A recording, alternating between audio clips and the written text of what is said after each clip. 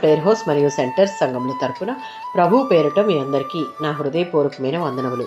ఈరోజు దేవుని వాగ్దానం మత్తయి సువార్త 9వ అధ్యాయం 15వ వచనం. అప్పుడు వారు ఉపవాసము చేతురు. యేసు మత్తయిని తన అనుచరుడిగా పిలిచిన తరువాత అతని ఇంటిలో భోజనానికి పాల్గొంటాడు. అప్పుడే పరిసయ్యులు మరియు యోహాను శిష్యులు యేసు శిష్యులు ఎందుకు ఉపవాసం చేయడం లేదని ప్రశ్నిస్తారు. అప్పుడు వారితో యేసు ఈ ఉపమానాన్ని చెప్పాడు. పెండ్లు కుమారుడితో అంటే యేసుతో ఉన్నప్పుడు శిష్యులు ఉపవాసం చేయడం అవసరం లేదని అర్థం. ఎందుకంటే అది ఆనందంగా ఉండే సమయం.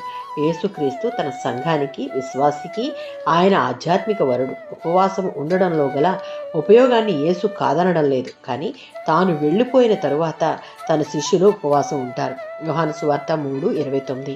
బాప్తిసం ఇచ్చే యోహాను ఈ వచనంలో యేసును పెండ్లు కుమారుడిగా పరిగణించాడు. అప్పట్లో యూదులు పలు సందర్భాలలో ఉపవాసాన్ని పాటించేవారు.